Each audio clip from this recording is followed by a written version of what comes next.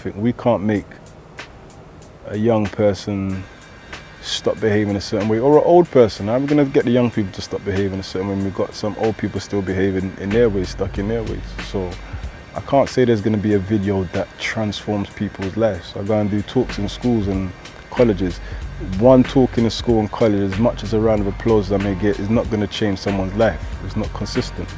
It's not continuously in your face. So I don't know how that can make a change. So like I said, there's lots of things that are stopping these young people from growing because we don't have the consistency. The system wouldn't really fund to have certain people like myself, not just me, people like myself to go into the schools and be effective, like the Mark Princes of this world and a few other names, because we could actually create change. And what I learned in university was police need crime. So like I said, it's a bit bigger than people thinking the young people just need to stop this and it's a war. It's like you make it a war against the young people. There isn't a war against the young people, because there is actually a different war against the young people. And we can't see it, so we jump on the bandwagon and point the fingers and say, look how these young people are behaving. And we only get a bit upset when we see something like Gangland and think, look how they've just tried to misportray us. These are some of the things I've been saying for like 10 years now. And I would always ask the question, why would you not have someone like myself in the school, like the Mark Princes in the schools, people who can make a change? I myself have been a project worker for over 10 years. Got a degree in youth justice criminology, and I said in my book, I was there when it started in Hackney, Holly Street versus London Fields, and I was very much a part of that. Not like I care about that past, because I genuinely don't give a monkeys, but it just is like a place of reference for the young people, so they could look at that book and say, well, rah, this guy actually was involved. And even though you get one or two punks who say, well, he wasn't, if I had anything with you, then we definitely know what happened. But like I said, that's why I'm not interested about the past, because it makes you get back into that bravado state of, yeah, I did smack him up, or I did do this, and it counts for nothing in the message that you're trying to send.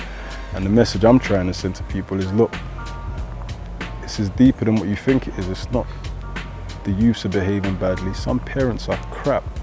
I've seen it with my own eyes. Some parents don't care for their kids. Some parents are smoking crack over looking after their youths. They have addictions, they're not looking after their youths. Some of these youths ain't getting love. Some people are coming from single parent families where there's not a balance in the house. Some people, and it leads into the street. It doesn't start, the problem never starts in the street, it escalates from being in the street. So I wrote a book called Prison to the Street, which is not about gangs, because I don't believe in gangs, which I've been screaming at for 10 years, and now I'm hearing other people start screaming out about it. But Prison to the Streets is exactly that. It's a mindset.